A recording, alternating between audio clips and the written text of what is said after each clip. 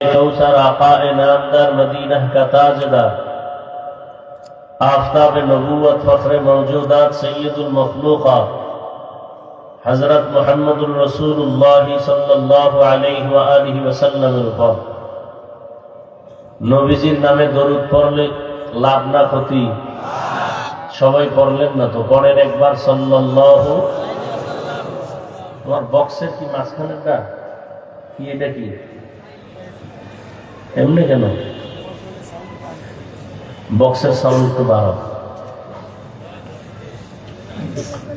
একবার পড়েছেন সাল্লাল্লাহু আলাইহি ওয়া আলিহি ওয়াসাল্লাম, তিনটা পুরস্কার পেয়ে গেছেন। প্রথম পুরস্কার 10টা গুনাহ মাফ হয়ে গেছে। দ্বিতীয় পুরস্কার 10টা নেক আমল নামায় যোগ হয়েছে।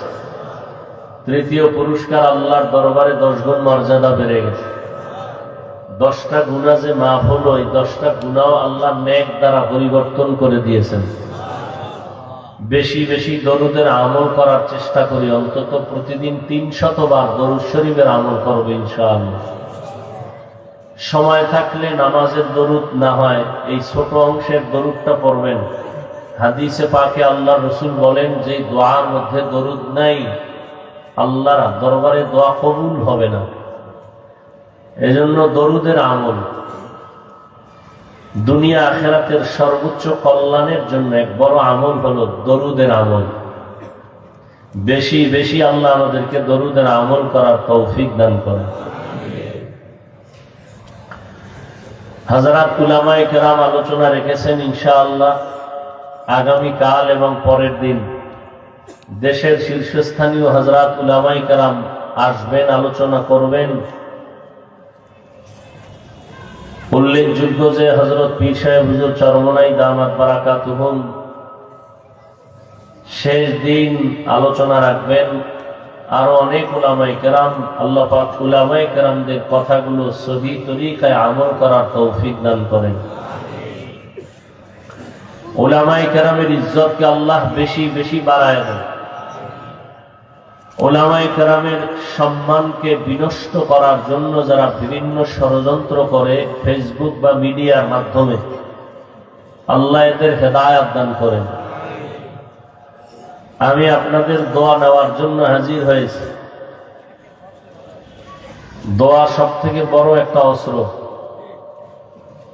আর দোয়া সালাহুল মুমিন, মুমিনের বড় হাতিয়ার একটা দোয়া। দোয়ার দ্বারা বান্দা অনেক দূর এগিয়ে যায়, যেটা নিজের চেষ্টায় আগাতে পারে না। এই দোয়া আমার সব থেকে বড় পুঁজি। বাকি সংক্ষিপ্ত কয়েকটি কথা বলার নিয়তে কোরআনে হাকিমের এক আয়াতে কারিমা, রাসূলের হাদিস থেকে এক হাদিসের অংশ পেশ করেছি। সহি নিয়তে, সহি তরিকায়, সহি কিছু কথা কোরআন সুন্নাহর আলোকে আমাকে বলার মতো, আপনাদেরকে শুনবার মতো ইখলাস ও রুহানিয়াতের সাথে আল্লাহ কবুল করেন। ওয়া আম্মা মান খাফা মাকাম রাব্বিহি ওয়া নাহান নাফসা আনিল হাওয়া ফাইন্নাল জান্নাতা হিয়াল মাওয়া। আল্লাহ বলেন, হে রাসূল, উম্মতকে বলে দেন যে আমার আদালতে দাঁড়াইয়া হিসাব দেওয়ার ভয়ে নিজেকে দুনিয়াতে গুনাহ থেকে বাঁচাবে, আমি আল্লাহ তাকে বিনা হিসাবে জান্নাত দিব। নবীজি বলেন, আলা সাবধান হে উম্মত, কুল্লুকুম রাঈন, তোমরা প্রত্যেকেই দায়িত্বশীল। অকুল্লুকুম মাসউলুন আন রাঈয়াতিহি, প্রত্যেকেই দায়িত্বের কারণে আল্লাহর আদালতে জবাবদিহিতার কাঠগড়ায় দাঁড়াতে হবে, বিচারের সম্মুখীন হতে হবে। নবীজির হাদিস শুনে সাহাবাদের মধ্য থেকে কেউ বললেন, হে আল্লাহর রাসূল, দায়িত্বশীল কে কার উপর? নবীজি বললেন, অধীনস্থদের যিনি গার্ডিয়ান কর্তা হবেন সে অধীনস্থদের দায়িত্বশীল। আরেকজন সাহাবী বললেন, অধীনস্থদের দায়িত্বশীল হবে, আমার অধীনেও কেউ নেই, আমিও কারো অধীনে নেই, আমি একা, আমার কি দায়িত্ব? নবীজি বললেন, আপনি আপনার অঙ্গ প্রত্যঙ্গের দায়িত্বশীল। প্রত্যেক সন্তান পিতামাতার অধীন, সন্তানের জন্য মা বাবা দায়িত্বশীল। স্ত্রী স্বামীর অধীন, প্রত্যেক স্বামী স্ত্রীর দায়িত্বশীল। মসজিদের ইমাম ও খতিব মুসল্লিদের দায়িত্বশীল।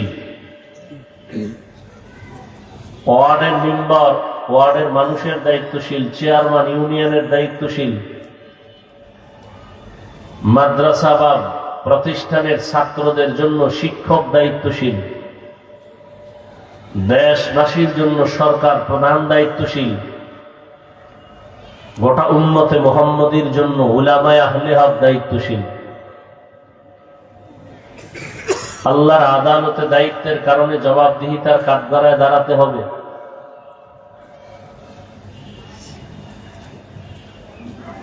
আল্লাহ কোরআনের এক আয়াতে বলেন, ইয়া আইয়ুহাল্লাযীনা আমানু কু আনফুসাকুম ওয়া আহলিকুম নারা। হে মুমিন, জাহান্নাম থেকে নিজেকে বাঁচাও, আহালকেও বাঁচাও। তো মা বাবা দায়িত্বশীল, তার আহাল সন্তান। মা বাবাও জাহান্নাম থেকে বাঁচবেন, সন্তানকেও বাঁচাবেন। স্বামী দায়িত্বশীল হিসাবে নিজেও বাঁচবেন, স্ত্রী আহাল হিসাবে তাকেও বাঁচাবেন। মসজিদের মুসল্লিদের জন্য ইমাম ও খতিব দায়িত্বশীল, কমিটি না। ভালো করে মনে রাখবেন, মসজিদের কমিটি মসজিদ মেরামতের দায়িত্বশীল, আর মুসল্লিদের দায়িত্বশীল ইমাম ও খতিব। কিন্তু আমার দেশে উল্টা চলে। মুসল্লিরও দায়িত্ব চালাকি করে, জুলুমের শিকার করে, নিজ হাতে নিয়ে নেয়। এমনকি তারা ইমাম ও খতিবকেও গোলাম হিসাবে তারা নিজেদের হুকুম মানানোর জন্য বিভিন্ন প্রপাগান্ডা, বিভিন্ন ষড়যন্ত্র করে। অথচ কমিটির মূল দায়িত্ব মসজিদ সুন্দর করা, বিল্ডিং কিভাবে করবে, ইমাম খতিব কিভাবে থাকবে, আর মুসল্লিদেরকে সুন্দর করার দায়িত্ব ইমাম ও খতিব। কোন কমিটি মুসল্লিদেরকে দ্বীনি লাইনে কিছুই দায়িত্ব নাই বলা, কিন্তু নাই তো দূরের কথা, ইমাম খতিবকেও সে চালাতে চায়। এই দোষ আমাদের কপালকে দিতে হবে, আর কাউকে না। কারণ শিয়ালের হাতে মুরগি দিলে যা হবে, ধর্মের চাবি সুদখোর বেনামাজির হাতে দিলে তাই হবে।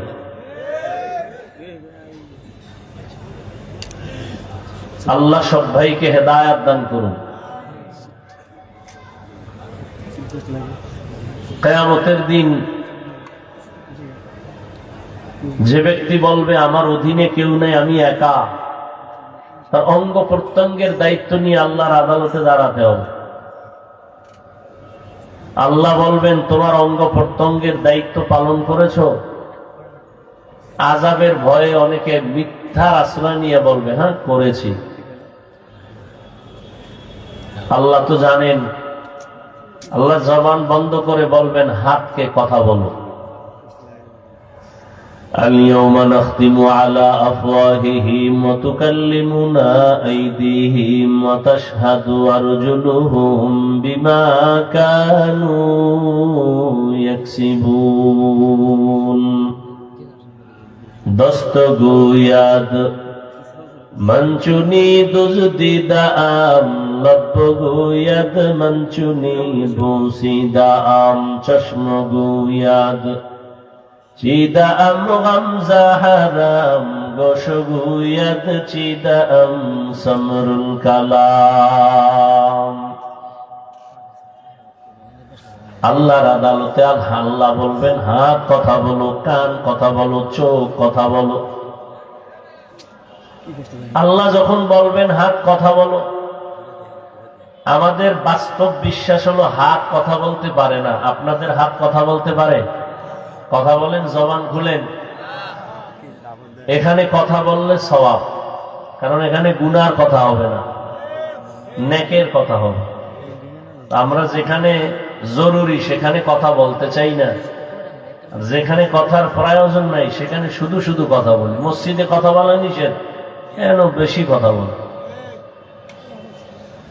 তা আসতে না জোরে বলে। চিন্তা করে বাধা দিবে কে? বাধা দেওয়ার কেউ নেই।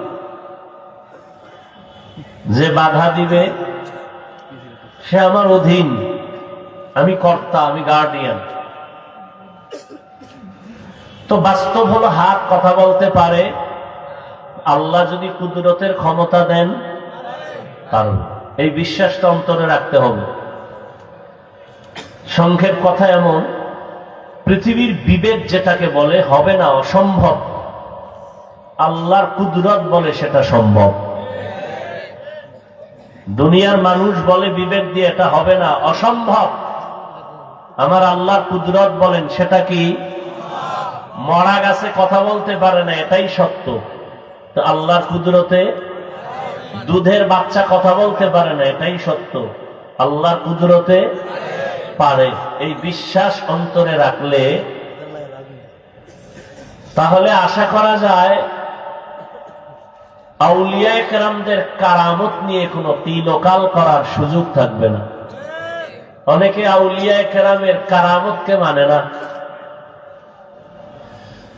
ইখতিলাফের শেষ নাই, ধর্ম নিয়ে বাড়াবাড়ি, আর হলো ধর্ম নিয়ে ছাড়াছাড়ি। আল্লাহ সব ভাইকে সহি বুঝ দান করেন। পাথর কথা বলতে পারে না, আল্লাহর কুদরতে পারে। মরা খেজুর গাছ নবীজির সাথে কথা বলেছেন। পাথর নবীর কথায় কালিমায় শাহাদাত করেছে। এটা অলৌকিক একটা পাওয়া, আল্লাহ দেন, বান্দার এখানে কোনো হাত নাই। আল্লাহ মাঝে মাঝে অসম্ভবকে সম্ভব করায় দেখান, কখনো ডাইরেক্ট, কখনো ইনডাইরেক্ট, কখনো সরাসরি, কখনো কোনো মাধ্যমে।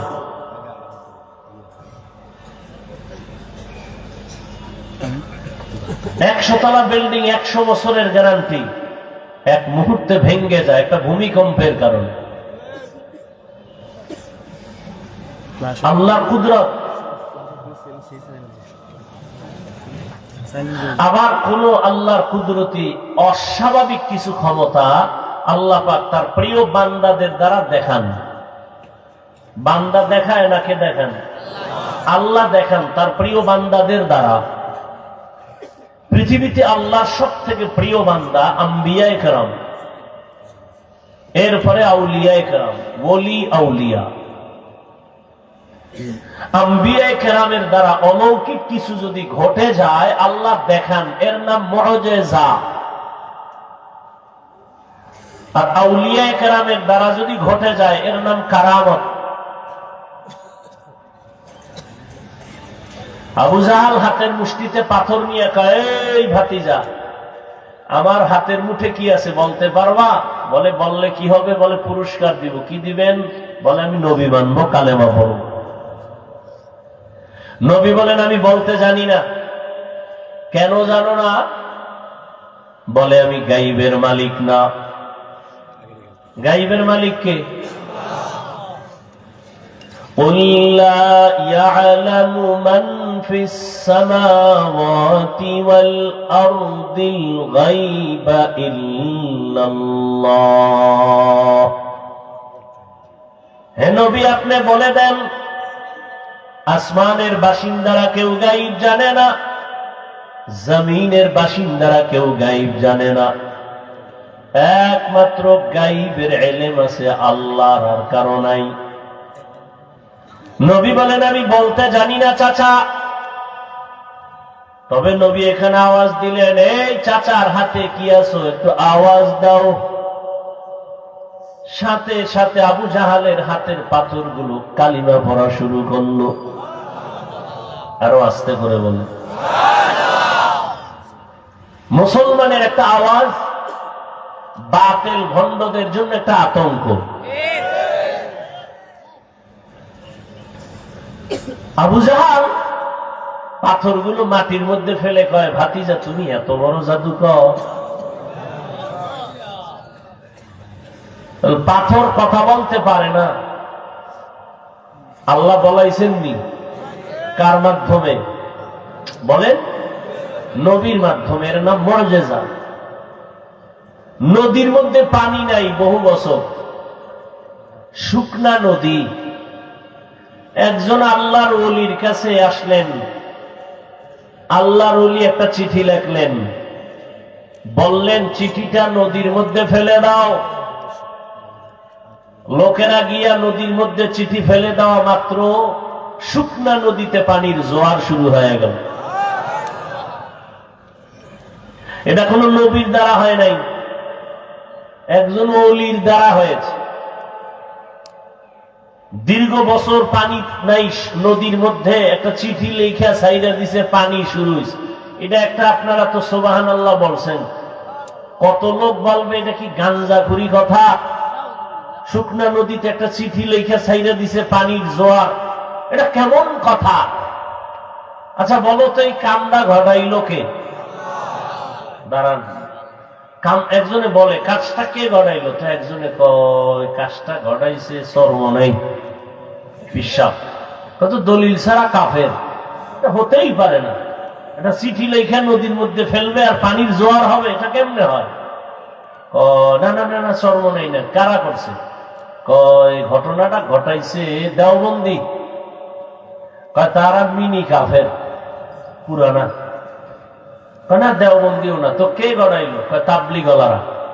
কারা মূর্খ, এটাও সম্ভব না। না না, আমরা ভুল বলছি। তাই কে গড়াইছে? এবার টানো, ইতিহাস টানো। টানতে টানতে টানতে টানতে গিয়ে দেখে এই ঘটনাটা ঘটাইছেন হযরত ওমরের চিঠি। সুবহানাল্লাহ। কার মাধ্যমে ঘটছে এটা? ওমর চিঠি লেখছেন, শুকনা নদীর মধ্যে ফেলে দিছে, পানির জোয়ার শুরু হয়ে গেছে। এইবার আস্তাগফিরুল্লাহ নাউজুবিল্লাহর পার্টিরা কি বলবে? ঘটনা তো ওমর ঘটায় দিছেন। ওমর তো নবী না, ওমর তো সাহাবী, আহলুল্লাহ, ওলিয়ে কামেল। এর নাম কারামত। বিশ্বাস করলে মুমিন, অবিশ্বাস করলে বেঈমান। আল্লাহর কুদরতের দ্বারা সব সম্ভব, অবিশ্বাস করলে বেঈমান। বান্দার কোনো হাত নাই। কথা বুঝেননি? এইরকম কিছু অলৌকিক ঘটনা যদি অন্য কেউ ঘটায়, যেমন আগ্রসী ঘটায় দিছে, চন্দ্রপাড়া, মাইজবান্ডার, দেওয়ানবাগ, এরকম কিছু যদি কেউ ঘটায় দেয়, দেখবেন তার মধ্যে শরীয়তের আমল আসেনি, সুন্নত আসেনি, পর্দা আসেনি। যদি না থাকে, সে যদি ঘটায়, তাহলে এটা কারামত না, এটা কুফুরি কালাম বা জিনের কালাম। এটা কি কুফুরি কালাম অথবা জিনের চালবাল। জিনের মাধ্যমে এরকম কিছু হতে পারে। অলৌকিক ঘটনা আল্লাহ যে ঘটাবেন, কোন গুনাহগারের দ্বারা ঘটাবেন না। আল্লাহর প্রিয় বান্দা যারা, তাদের মাধ্যমে আল্লাহ ঘটায় দেখাবেন। কোথা থেকে কোথায় চলে আসছি। হাত কথা বলতে পারে না, আল্লাহ যখন বলবেন কথা বলো, হাত কথা বলবে। কেমনে বলবে? আল্লাহু আলাম।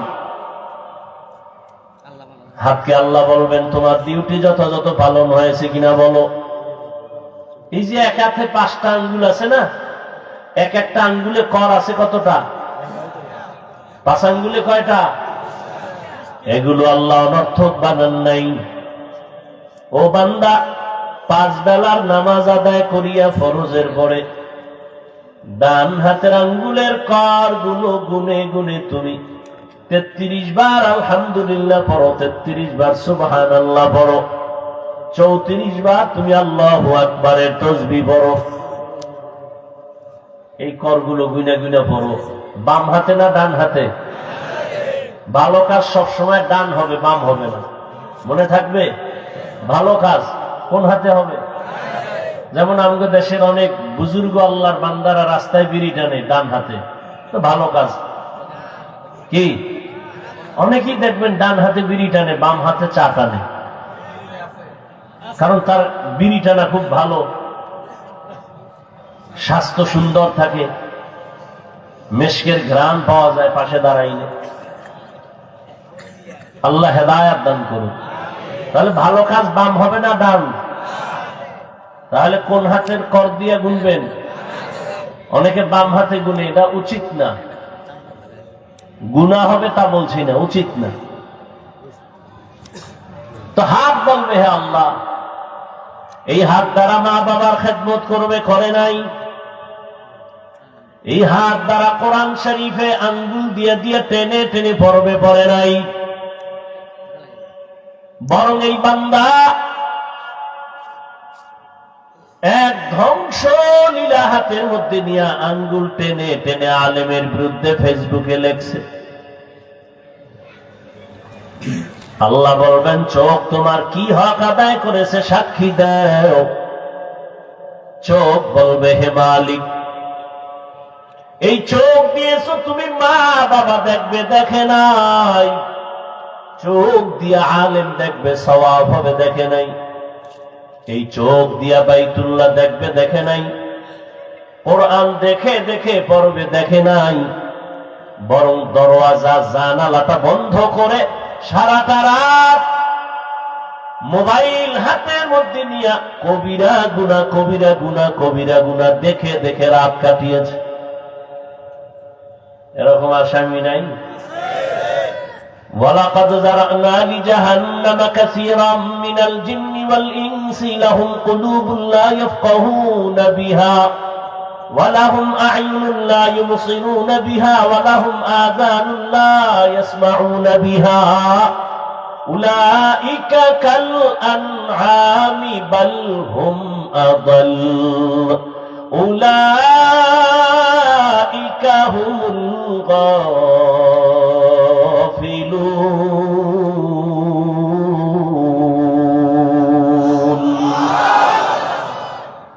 আল্লাহ তাআলা 9 পারা সূরা আরাফে বলেন, অধিকাংশ মানুষ জাহান্নামে যাবে, কারণ আমি তাদেরকে ভাবার মতো কলব দিছি, ভাবে না। দেখার জন্য চোখ দিয়েছি, দেখে না। দেখা শোনার জন্য কান দিয়েছি, শোনে না।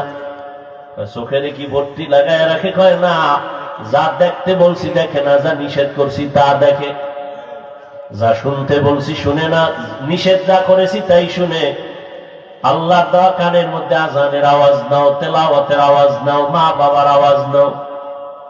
বান্দা সব বন্ধ করে অল টাইম কানের মধ্যে গানের তার লাগায় গান শুনতে শুনতে ঘুমায় গেছে। এরে যুবক, সারাটা রাত মোবাইলের গুনাহ দেখে দেখে চেহারাটা নষ্ট করেছো। যেই চেহারাটা 40 বছর পর্যন্ত কোনদিন নষ্ট হবে না, উজ্জ্বলতা যাবে না, মাত্র 25 থেকে 30 বছর পর্যন্ত বয়সে তোমার চেহারা নষ্ট হয়ে গেছে। মনে হয় বন্ধ আসে কেন?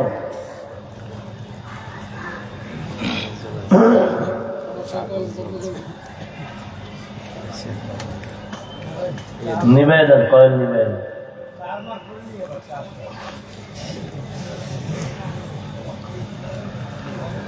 এরে আমার আল্লাহর বান্দা, শুধু তোমার চেহারার উজ্জ্বলতা যায় নাই, বরং এই মোবাইলের দিকে তাকায়া গুনাহ করার কারণে তোমার কিডনি ড্যামেজ হয়ে গেল, হার্ট দুর্বল, ব্রেন দুর্বল, চরিত্র নাই, লেখাপড়া নাই। তোমার মধ্যে আছে বলতে কিচ্ছু নাই, আছে একটা রুহু, এটা চলে গেলে তুমিও নেই। হুজুরেরা বলে কানে ঢুকে না, মানতেও চাও না। গোটা দুনিয়ার চিকিৎসা বিজ্ঞানীরা গুগলে সার্চ দাও, এখন লেখো টাচ মোবাইলে শরীরের কি কি অঙ্গের ক্ষতি হয়। টাচ মোবাইলের কারণে চোখের পাওয়ার থাকে না, কানের পাওয়ার থাকে না, হার্ট দুর্বল হয়, ব্রেন দুর্বল হয়, চরিত্র তো নাই। নিজ হাতে জীবনটাকে নষ্ট করে চলে যুবক। এই একটা মোবাইলকে কেন্দ্র করে মায়ের সাথে কত বেয়াদবি করেছো, বাবার সাথে কত বেয়াদবি। এই মোবাইলটাকে কেন্দ্র করে শিক্ষকের সাথে কত বেয়াদবি, আলেমের সাথে কত বেয়াদবি। এই মোবাইলকে কেন্দ্র করে কত সন্তান মা বাবার টাকা চুরি করেছো। আল্লাহ হেদায়েত দান করুন। এরে আল্লাহর গোলাম, কয়দিন আর কত রাত মোবাইল দিয়া কবিরা গুনাহ করলে তোর মনের আশা মিটবে, তারপরে তওবা করবি? বল বাবা, এখনো চিন্তা করো। আল্লাহ যদি তোমারে 60 বছর হায়াত দেয়, 30 বছর চলে গেছে, আর বাকি হায়াত থাকতে হবে পঙ্গু হইয়া। কারণ তোমার বাকি 30 বছর বাঁচার জন্য যেই পরিমাণ চোখের পাওয়ার লাগে, তুমি মেয়াদ শেষের আগে নষ্ট করেছো। বাকি 30 বছর বেঁচে থাকার জন্য যেই পরিমাণ তোমার হাত শক্তিশালী লাগে, মোবাইলের কারণে নষ্ট করে ফেলেছো। যেই পরিমাণ কানের পাশ তোমার মেয়াদ থাকা সত্ত্বেও তুমি নষ্ট করে ফেলেছো রে বাবা। হাত থাকবে, শক্তি থাকবে না, চরিত্র থাকবে না, মানুষ ভালো জানবে না। ও দয়ার মালিক, মোবাইলের গুনাহের থেকে আমাদেরকে মেহেরবানি করে হেফাজত করি। কয়দিন আর এই দুনিয়ার রং তামাশায় জীবন কাটাইবা? জীবনে তো কম গুনাহ করো নাই, মনে চাইছে নামাজ পড়বা না, পড়ো নাই। মনে চেয়েছে পার্কে পার্কে আড্ডা দিবা, দৌড়ায় চলে গেছো, কারো বাধা মানো নাই। কয়দিন আর এমনে হেমনে দৌড়াইবা? করোনায় কি তোমার মতো কত তাজা যুবক চলে গেল, তুমি কি ভুলে গেছো? ছাত্র জনতার বৈষম্য বিরোধী আন্দোলনে কত যুবকের তাজা লাশ, ডেঙ্গুতে কত যুবক। এমন একটা দিন নাই যে যুবকের লাশের কোনো খবর নাই। আর কত পার্কে পার্কে দৌড়াইলে তোমার মনের আশা মিটবে, তারপরে তওবা করবা? ও আমার কলিজার বাবা, আর কত গুনাহ করলে তোমার মনের আশা মিটবে, তারপরে তওবা করবা? এবং এটাও ভাবো, হায়াতের আর বাকি আছে কতদিন। জিন্দেগি মে বন্দগি তু কর নাহি, জিন্দেগি মে বন্দগি তু কর নাহি, जिंदगी बे बंदगी शर्मिंदा है, जिंदगी बे बंदगी शर्मिंदा है। यहाँ हम सब मुसाफिर दिल ना लगा, अहले दिल की नजर से रूह करता जा, यहाँ हम सब मुसाफिर दिल ना लगा, अहले दिल की नजर से रूह करता जा।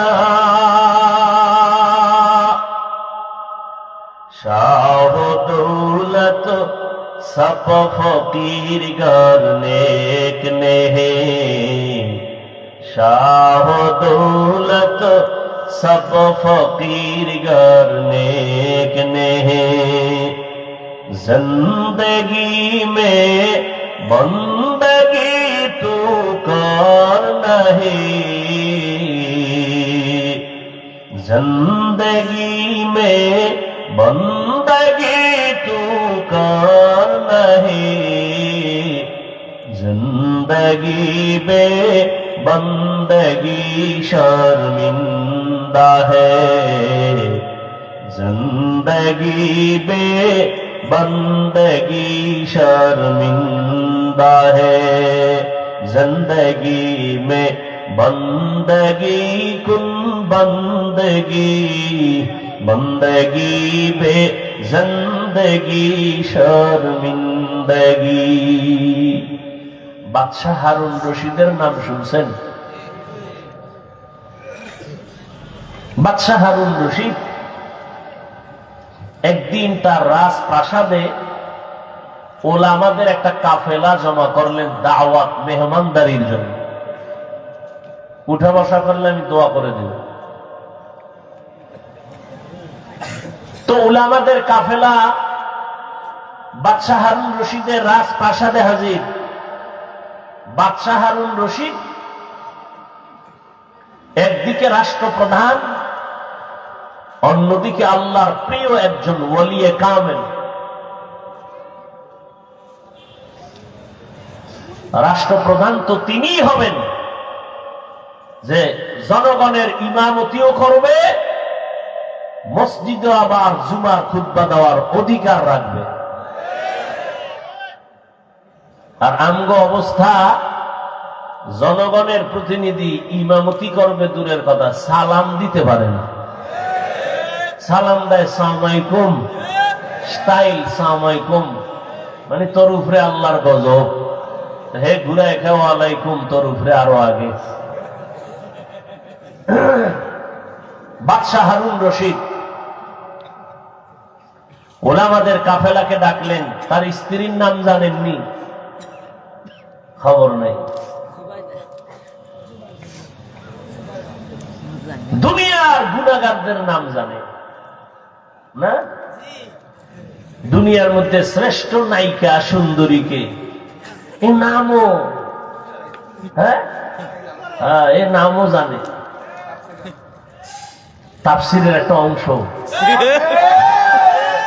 আল্লাহ হেদায়াত দান করুন। অথচ দুনিয়াতে যাদের অক্লান্ত অবদান, মনীষী আল্লাহর প্রিয় গোলাম, এদের নাম আমাদের খবর নাই। বাদশাহ হারুন রশিদের স্ত্রীর নাম কি? জুবায়দা খাতুন। কি নাম? জুবায়দা খাতুন। তিনি ছিলেন কোরআনে হাফেজা। তার কাজের মহিলা ছিল 100, সবাই কোরআনে হাফেজা।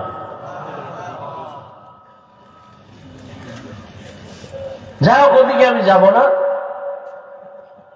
বাদশাহ হারুন রশিদ ওলামায়ে কেরামদের ডেকে যথেষ্ট পরিমাণ মেহমানদারি করালেন। এবার একটা প্রস্তাব দিলেন, প্রশ্ন করলেন, হযরত উলামায়ে কেরাম, আমি আপনাদের ডেকেছি আমার একটা অন্তরের ঝামেলা নিরসন করার জন্য। আমি বাদশাহ হারুন রশিদকে আপনারা চিনেন, আপনারা আমার দেশের সর্বোচ্চ লেভেলের আলেম। আমাকে একটু বলতে হবে আজ আপনাদের। আমি 5 ওয়াক্ত নামাজ পড়ি, আমি আল্লাহর বিধান পালন করার চেষ্টা করি। অতএব আমাকে বলবেন, আমি বাদশাহ হারুন রশিদ কি জান্নাতি না জাহান্নামী? প্রশ্নটা খুব সহজ। ওলামায়ে কেরামদের মধ্য থেকে একজন একজন বলা শুরু করলেন, আপনি ভালো মানুষ, নেক আমল করেন, আপনি জান্নাতের পথে আছেন যদিও বলা যাবে, তবে নিশ্চিত জান্নাতি না জাহান্নামী এটা বলার কোনো উপায় নেই। এটা বলা যাবে না। এইভাবে পুরা কাফেলার সব আলেমের এক আওয়াজ, আপনি জান্নাতের পথে আছেন অথবা গুনার কারণে জাহান্নামের পথে আছেন বলা যাবে, কিন্তু নিশ্চিত আপনি জান্নাতি না জাহান্নামী এটা বলা। বাদশাহ হারুন রশিদ বলেন, তো আপনাদের ডেকে লাভ হলো কি? কি লাভ হলো? ঠিক আছে, আমার মনের কষ্ট মনেই থেকে গেল, আপনারা বিদায় নিতে পারেন। বলতে না বলতেই মজলিসের মধ্য থেকে 9 বছরের একটা বালক দাঁড়ায় গেছে। কয় বছর? 9 বছরের বালক দাঁড়ায় বলেন, বাদশাহ জাহাপনা, বেয়াদবি যদি মাফ করে দেন, আমি একটু কথা বলতে চাই। কয় বলো। কয় সামনে আসতে হবে। কয় আসো। বলে বাদশাহ, আপনি যে প্রশ্নটা করছেন, আপনি জান্নাতি না জাহান্নামী, আমি একুরেট আমি আপনাকে জবাব দিতে চাই। সব আলেমরা আশ্চর্য, আমরা ভারি না, তুই কিরে? বাদশাকে কথা কয় না, কি জবাব দেয় হুনো, এই রাস্তা খুলে দাও। 9 বছরের বালক বাদশার সামনে দাঁড়াইল, দাঁড়াইয়া কয়, আমার একটা প্রশ্ন আছে। কি প্রশ্ন? জবাবটা তো আমি দিব। বলে হ্যাঁ তুমি দিবা। তো বলেন তো, যিনি প্রশ্ন করে সে কি উপরে দামি, না যে উত্তর দেয় সে বড়? যে উত্তর দেয়। হারুন বাদশাহ কয় যে উত্তর দেয়। তাহলে আমি উত্তর দিব। বলে হ্যাঁ। তাহলে আপনার সিংহাসনে আমাকে বসায় দেন, আপনি একটু নিচে বসেন।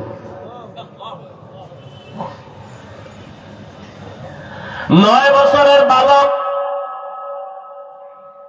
কাটা ঘায়ে লবণের ছিটা, অস্বাভাবিক কেমন আওয়াজ, পুরা মজলিসটা আচমকা হয়ে গেল, আতঙ্কিত হয়ে গেল। এই 9 বছরের বালক, আমরা এত আলেম ওলামারা ব্যর্থ হয়ে গেলাম। এই বালক কি জবাব দেয় একটু শুনি। কিন্তু প্রথমেই তো তাক লাগায় দিল। এত বড় বাদশাহ, তারে নিচে নামানোর জন্য অর্ডার দিল। বাদশাহ হারুন রশিদ অহংকারী না, বিনয়ী বাদশাহ, আল্লাহর প্রিয় আমলওয়ালা বাদশাহ। 9 বছরের বালক এ কথা যখন বলছে, দ্রুত বলে, ওজির, বাচ্চাটারে আমার সিংহাসনে বসাও, আমাকে নিচে বসার বিছানা দাও।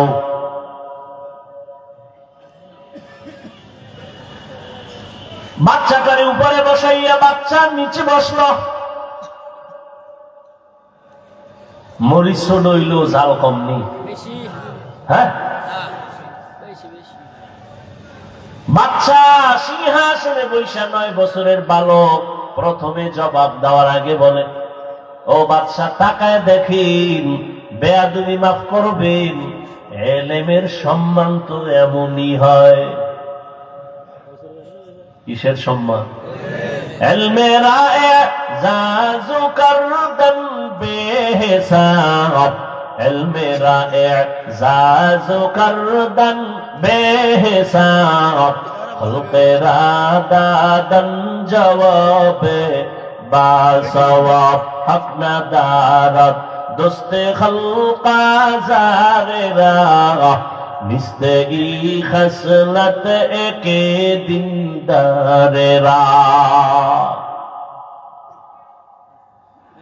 বাচ্চা ডাক দিয়ে বলল, 9 বছরের বাবু,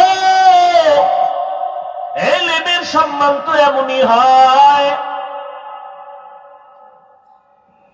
রহমতের নবী কালেমার দাওয়াত দিবেন, কিন্তু চতুর্পার্শ্বে দুশ্মন ঘুরা। 7 বছরের সন্তান আইসা নবীর হাতে হাত লাগায় কালেমা পড়লেন। কয় বছর? কেউ বলেন 9 বছর, কেউ বলেন 8 বছর, কেউ বলেন 11 বছর। রহমতের নবীর হাতে কালেমা পড়েছেন, কালেমার পতাকা উড্ডীন করার শপথ নিয়ে নিলেন। রহমতের নবী বললেন, এরে সন্তান, এতদিন তুমি ছিলা আমার চাচাতো ভাই, এখন তুমি আমার সাহাবী। আল্লাহ যদি কপাল খুলে দেন, কিছুদিন পরেই এই সন্তান হবে রসুলের জামাতা। বলতে পারেন কে? হযরত আলী রাদিয়াল্লাহু তাআলা।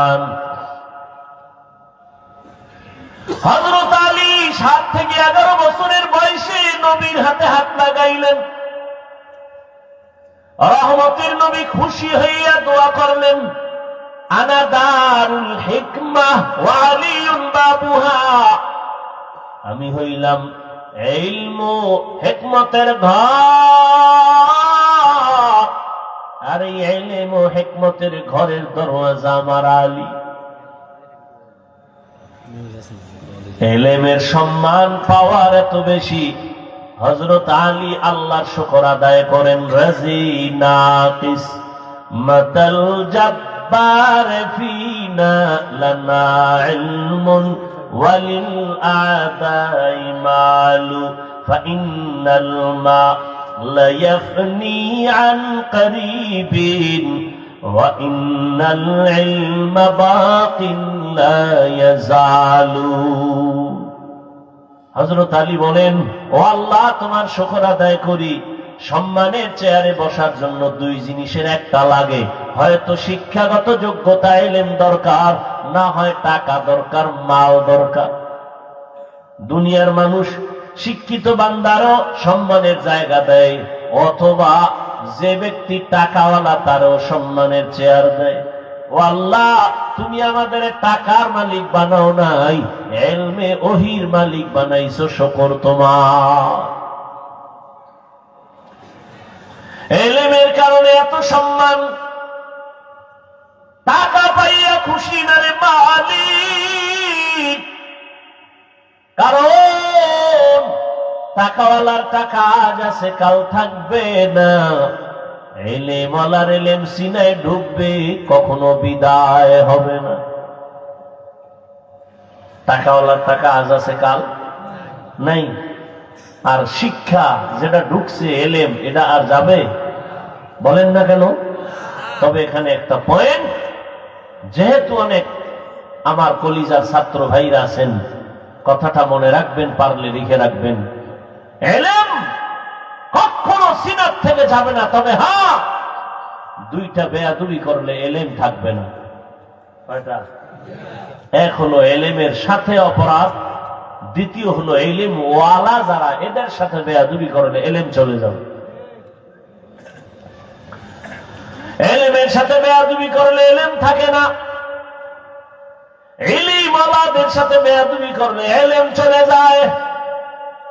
এই জন্যই তো ইলমের ভান্ডার হযরত আলী বলেন, মান আল্লামানি হরফান ইনশাআ তাআ ওয়া ইনশাআ আতাকা।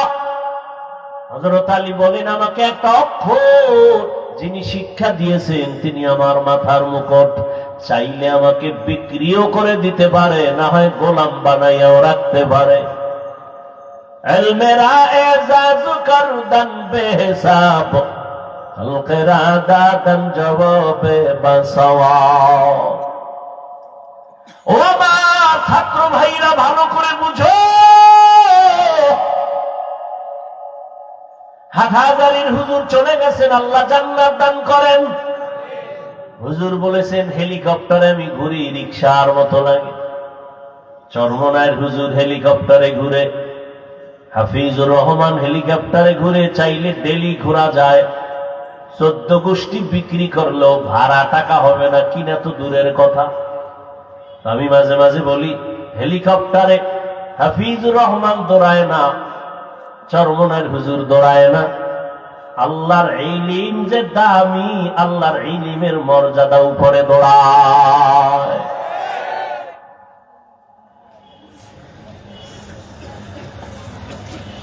ও আমার ছাত্র ভাই, ভালো করে শুনো,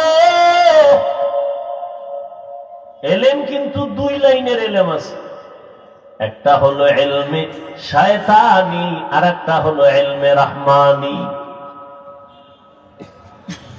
শয়তানি ইলম যখন আসবে, তোমার অহংকার বাড়বে, কিবির বাড়বে, হাসাদ বাড়বে, আমি ভাব, ক্রমান্বয়ে তোমার ইলম তোমাকে বেয়াদব বানায় দিবে। এই জন্যই তো জগতের শ্রেষ্ঠ ইলমওয়ালা রহমতের নবী বারবার বারবার দোয়া করতেন, আল্লাহুম্মা ইন্নী আসআলুকা ইলমান নাফিআ, ও আল্লাহ এমন ইলম আমারে দাও যে ইলমের দ্বারা আমার উপকার হবে, উম্মতের উপকার হবে। ওই ইলম তো রহমানি না, যেই ইলম আমাকে বিনয়ী করতে পারে না, এই ইলম তো ইলমে নাফি না। ওই ইলম তো ইলম আসল ইলম না, যে ইলম আমাকে অহংকার মুক্ত করতে পারে না, আমাকে গুনাহ থেকে ফিরাতে পারে না, বেয়াদবি থেকে ফিরাইতে পারে না, এটা ইলমে নাফি না। এই ইলম আমার জন্য ক্ষতির কারণ। এই জন্য আল্লাহর কাছে নবী যার কোনো গুনাহ নাই, সে রহমতের নবী, ইলমে নাফি কামনা করেন আল্লাহর থেকে। আল্লাহ হেদায়েত দান করুন। তো ওই 9 বছরের বালক কোথায়? সিংহাসনে বসে কয়, ইলমের সম্মান তো এমনই হয়। কেমন? আমি 9 বছরের বালক সিংহাসনে, সারা দুনিয়া মাতানো সিংহাসনের ব্যক্তি নিচে বসা। এইবার কয়, আপনার প্রশ্নটা আবার করেন। বাদশাহ হারুন রশিদকে আমার প্রশ্ন, আমি নামাজ পড়ি, রোজা রাখি, পর্দা করার চেষ্টা করি, বালক তুমি বলো আমি জান্নাতি নাকি জাহান্নামী? 9 বছরের বালক বলে, আপনি একটু বলবেননি আপনার জীবনে এমন কোন ঘটনা হয়েছে কিনা যেই ঘটনা বড় মারাত্মক, আপনি চাইলে একা একা অনেক গুনাহ করতে পারতেন, একা কেউ দেখতো না, চাইলে জিনা করতে পারতেন, কিন্তু আল্লাহর আযাবের ভয় আপনি গুনাহ করেন নাই। বাদশাহ হারুন রশিদকে যে একটা নি বহু হয়েছে, চাইলেই গুনাহ করতে পারতাম, কিন্তু আমি আল্লাহর আদালতে হিসাব দেওয়ার ভয়ে আমি গুনাহ করি নাই। 9 বছরের বালক বলে, নিশ্চিত আপনি জান্নাতি। বাদশাহ হারুন রশিদ সে তার আগে আলেমরা দাঁড়ায় গেছে। কই পেয়েছ তুমি 9 বছরের বালক? নিশ্চিত জান্নাতি বলার কোন দলিল তোমার কাছে? বলে, সব থেকে পৃথিবীর শ্রেষ্ঠ দলিল কোরআন শরীফ। দলিল না, আমি দলিল দিচ্ছি। আল্লাহর জমিনে শ্রেষ্ঠ দলিল কোরআন। বাদশাহ হারুন রশিদ যে নিশ্চিত জান্নাতি, তার দলিল নাও। ওয়া আম্মা মান খাফা মাকামা রাব্বিহি ওয়া নাহান নাফসা আনিল হাওয়া ফাইন্নাল জান্নাতা হিয়াল মাওয়া। হর কে দারত খৌফ হক দর দিল মদাম জান্নাতুল মাওয়া দেহত উরা মাকাম। আল্লাহ ওয়াদা করেছেন যে আমার আদালতে দাঁড়াইয়া হিসাব দেওয়ার ভয়, নিজে গুনাহ থেকে নিজেকে বাঁচাবে। ফাইন্নাল জান্নাতা, নিশ্চয়ই তার জন্য জান্নাত হলো শান্তির ঠিকানা। আতিনা ফি দারে দুনিয়া না হাসান, আতিনা ফি দারে উকবানা হাসান, ইয়া গিয়াসাল মুস্তাগীসি মাহদিনা ইফতিখারা বিল উলুমি ওয়াল গিনা। আল্লাহর আদালতে দাঁড়াইয়া হিসাব দেওয়ার ভয় যতদিন পর্যন্ত বান্দার অন্তরে আসবে না, ততদিন পর্যন্ত নবীও যদি বয়ান করে কালেমা মুখে আসে না। যেই নবীর চেহারার দিকে একটা নজর দিলে পেটের ক্ষুধা থাকে না, কেমন মায়ার নবী! যেই মায়ার নবীর চেহারা এত সুন্দর, একটা নজর দিলে যেই নবীর মোহাব্বতে জাহান্নামের আগুন হারাম। আম্মা জান আয়েশা রাদিয়াল্লাহু তাআলা আনহা বলেন, আমি একদিন সন্ধ্যাবেলা রাতের আধারে সুই নিয়া সুতা নিয়া সেলাইয়ের কাজ করতেছি, হঠাৎ বাতি নিভে গেল, তেল নাই, হাতের থেকে সুইটা পড়ে গেল। অন্ধকার। আমি বসে থাকলাম, এশার নামাজের পরে আমার ঘরে, আমার রুমের মধ্যে সূর্য উদিত হলো, রহমতের নবী, মায়ার নবী যখন আমার হুজরায় তাশরিফ এনেছেন, রহমতের নবীর চেহারা মুবারকের আলোতে আমি খুঁটির গোড়ায় চিকন সুইটা খুঁজে পেয়েছি। ওগো নবীর উম্মতেরা,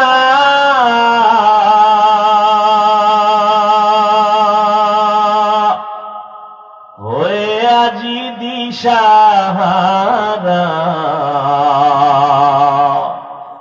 কোরআন হাদিসের চলো যখন যাহা চায় মনে, নবী বিনে কে তরফে ফুসিরত মিজানে, নবী বিনে কে তরফে ফুসিরত মিজানে। উম্মতের কান্ডারি নবী কাঁদেছেন উম্মতের লাগি, এখনো কাঁদেন নবীজি শুয়ে মদিনার পানে, নবী বিনে কে তরফে ফুসিরত মিজানে, নবী বিনে কে তরফে ফুসিরত মিজানে। وأما من خاف مقام ربه ونهى النفس عن الهوى فإن الجنة هي المأوى।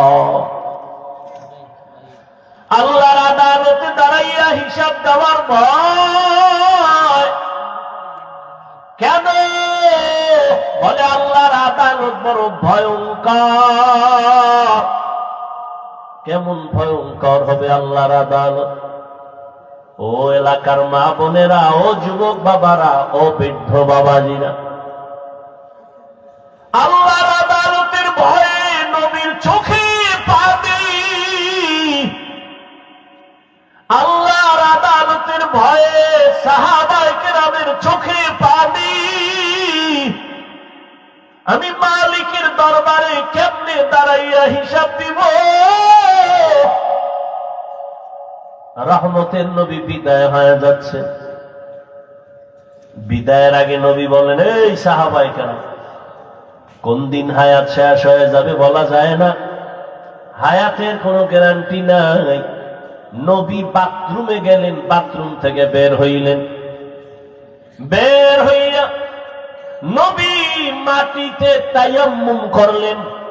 সাহাবী ডাক দিয়া কয়, রাসূল, ওই মাঠের কোনায় পানি দেখা যায়, আপনি ওখানে গিয়ে ওযু করবেন। পানি থাকলে তো আর তায়াম্মুম চলে না। কি সভাপতি যদি থাকে, সহসভাপতির কোনো কাজ লাগে না। নবী বললেন, সাহাবী, আমিও দেখতেছি পানি মাঠের কিনারায়, কিন্তু বলো ওই পানি পর্যন্ত যাওয়ার গ্যারান্টি আসেনি? পানি পর্যন্ত যাওয়ার গ্যারান্টি নাই। এই জন্য তায়াম্মুম করে নিলাম, ওখানে যাইয়া আবার আমি ওযু করে নিব। আমার আল্লাহর আদালতের ভয়। নবী বললেন, ও সাহাবায়ে কেরাম, কোন দিন চলে যাব বলা যায় না। আমার কাছে কোনো কারো হক যদি পাওনা থাকে তাড়াতাড়ি আদায় করে নাও। আমার ছাত্রদেরকে যদি বলি, বাবারা, আমার কাছে যদি কিছু পাওনা থাকো নিয়ে নাও, তো 2 সের 5-10 টাকা থাকলে এটা কেউ চাইবে? নবী বললেন, কারো হক থাকলে নাও, আসামির কাঠগড়ায় দাঁড়ানো যেন না লাগে। সাহাবায়ে কেরাম চুপ হয়ে গেলেন। নবী কি বলে এগুলো? লজ্জার কথা। কিছু পাইলেও তো নবী এগুলি কেউ বলবে না। কিন্তু দুঃসাহসী একজন সাহাবী দাঁড়ায় গেলেন, দাঁড়াইয়া বললেন, ইয়া রাসূলুল্লাহ, একদিন আপনি আমার শরীরে একটা টাচ করেছিলেন, এমনিতে একটা টাচ করেছিলেন। হালকার উপরে। নবী কয় তাহলে এটা তো আমি এমনি করেছি, ঠিক আছে তুমি এটার প্রতিশোধ নিয়ে নাও। সাহাবায়ে কেরাম তো আগুন হয়ে গেছে, এত বড় দুঃসাহস, নবী কইছে আর দাঁড়ায় গেছে। নবী বুঝতে পেরেছেন, এই তোমরা গরম হইও না, তাকে আসার মতো রাস্তা খুলে দাও। রহমতের নবী আমার সাহাবী সামনে আইসা কয়, ইয়া রাসূলুল্লাহ, যখন আপনি আমার শরীর টাচ করেছিলেন, আমার শরীরে কোনো জামা ছিল না, খালি গায়ে ছিল। নবী কত সরল, নবী মসজিদে বয়া রইছে, একটা জামা গায়ে। এক বাচ্চা আইসা কয়, আমার বুড়া মা একটা জামা চাইছে। নবী কয়, নাই যাও। গুইরা আবার আইছে বাচ্চা, আইসা বলে আপনার গায়ে যেটা আছে না এটা চাইছে। নবী গায়েরটা খুলে দিয়ে দিছে, দিয়া নবী খালি গায়ে বয়ে দিছে। বেলাল তো আজান দিতে এসে দেয়, সর্বনাশ, নবী খালি গায়ে বসা।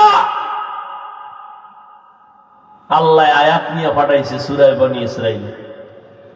নবীকে গিয়া বলো, এত বেশি হাতকে প্রসারিত না করে যে নিজে নিঃস্ব হয়ে থাকবে, লজ্জা পেতে হবে। আবার এত বেশি হাত আটকাইয়া যেন না রাখে যে মানুষ তাকে কৃপণ বলে দোষারোপ করবে। সাহাবী বলেন, ইয়া রাসূলুল্লাহ, আপনি যখন আমার শরীরে টাচ করেছিলেন আপনার গা ছিল খালি। নবী বলে, ঠিক আছে, তা আমিও জামা উঠাই। নবী পিছন থেকে জামাটা উঠাচ্ছেন, সাহাবী একটা দৌড়, এত জোরে দৌড়াইয়া পেছন দিকে ঘুরিয়া নবী যখন জামা উঠাইছেন, নবীর গর্দান মোবারকের নিচে একটা মোহরে নবুয়ত। সাহাবী দৌড়াইয়া মোহরে নবুয়তে চুমা খায়া পইরা গিয়া কয়, নবী মাফ করে দেন, বেয়াদবি করে ফেলেছি। নবী কয়, সাহাবী কি করলি? জান্নাত ওয়াজিব করে ফেললি।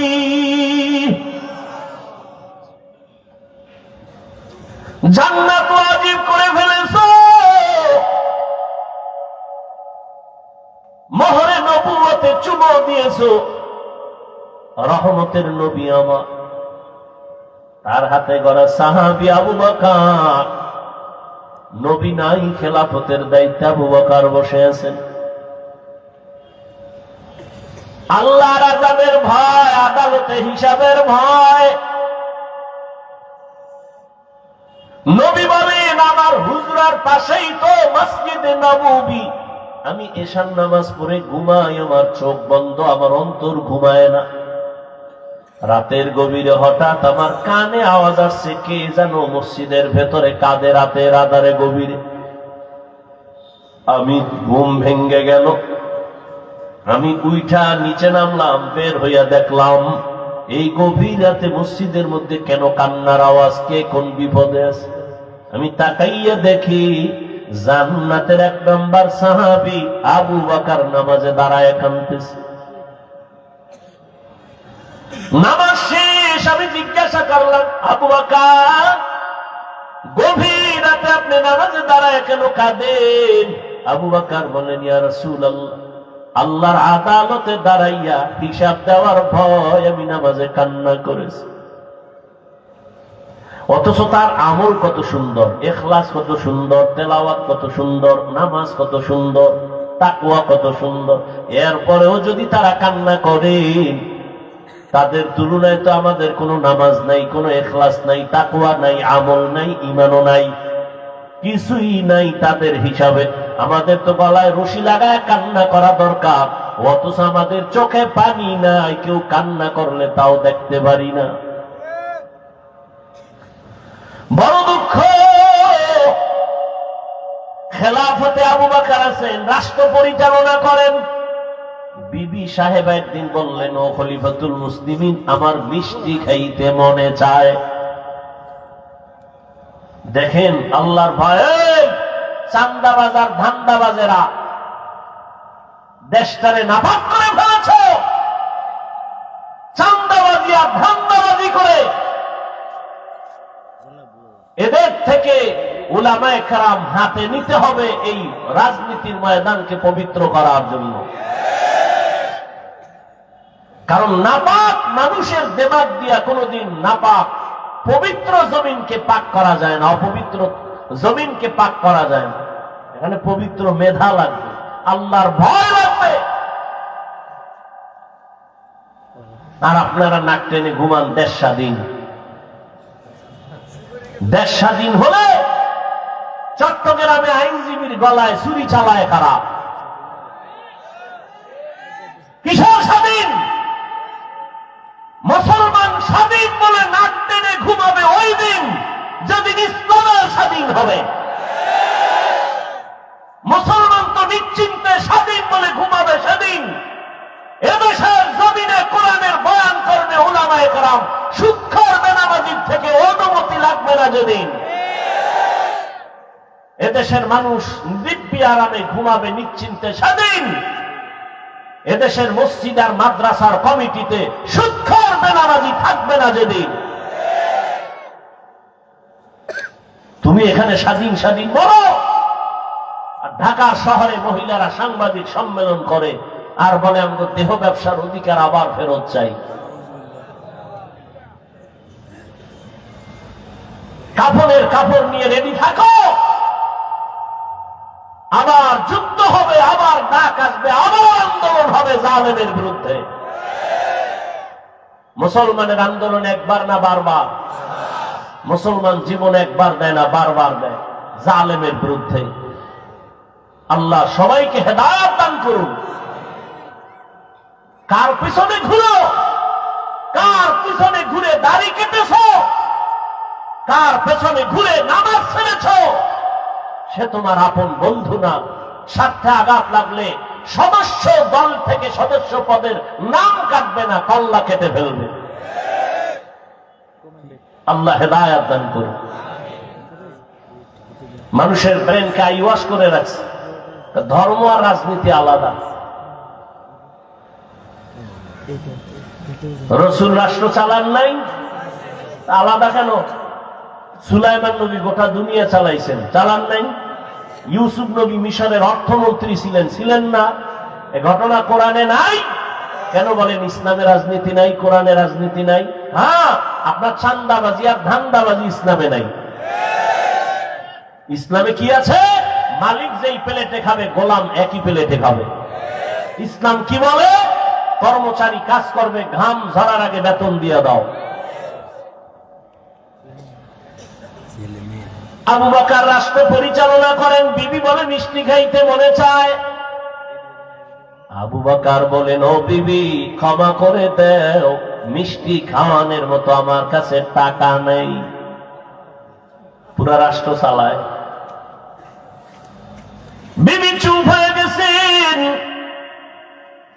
কিছুদিন পর আবু বকর সিদ্দিক রাদিয়াল্লাহু তাআলা আনহুর স্ত্রী কিছু টাকা হাতে দিয়া বললেন, ও খলিফাতুল মুসলিমিন, আপনার কাছে টাকা নাই বলেছেন, আমি আলাদা কিছু টাকা দিয়েছি, এ দিয়ে মিষ্টি এনে দেন।